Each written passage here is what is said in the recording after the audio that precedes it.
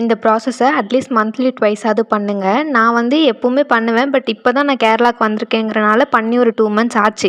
So அதனால தான் இன்றைக்கி பண்ணலான்னு சொல்லிட்டு தான் எடுத்திருந்தேன். அதுக்கு ஃபஸ்ட்டு ஏதாவது ஒரு டப்பா மாதிரி எடுத்துகிட்டு அதுக்குள்ளே வாஷிங் லிக்விடோ இல்லைனா ஹேர் வாஷ் பண்ணுற ஷாம்பு எது வேணாலும் நம்ம மிக்ஸ் பண்ணிக்கலாம். நான் வந்துட்டு துணி வாஷ் பண்ணுற சர்ப்பு பொடி தான் போட்டு வச்சுருந்தேன். அதுக்குள்ளே போட்டுட்டு ஃபஸ்ட்டு சீப்பு எல்லாமே என்னென்ன சீப்பு இருக்கோ எல்லா சீப்புமே எடுத்து போட்டாச்சு. அதேமாதிரி நான் ஒரு மசாஜர்லாம் வச்சுருந்தேன். அதெல்லாம் யூஸ் பண்ணி ரொம்ப நாள் ஆச்சு அப்படிங்கிறனால அதுக்கு மேலே ஒரு மாதிரி லேயர்லாம் ஃபார்ம் ஆகிருந்துச்சா. ஸோ அது எல்லாத்தையுமே உள்ளே போட்டுட்டு அட்மோஸ்ட் நான் ஒரு 3 மணி நேரத்துக்கு மேலேயே ஊற வச்சுருந்தேன். ஸோ அப்போ தான் அது எல்லாமே அந்த அழுக்கு எல்லாமே ஊறி வரும் அப்படிங்கிறனால.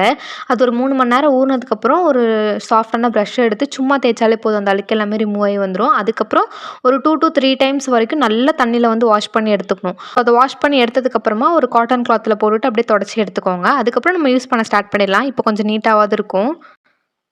ஏன்னா நம்ம அடிக்கடி தலையில எண்ணெய் வச்சுட்டே இருக்கனால, நம்ம தலை வாரும்போது அதில இருக்க அழுக்கு எல்லாமே அந்த சீப்பில தான் ஃபார்ம் ஆகும். அதனால தான் இந்த மாரி ப்ராசஸ் எப்பயாவது ஒரு டைம் வந்து பண்ணணும்.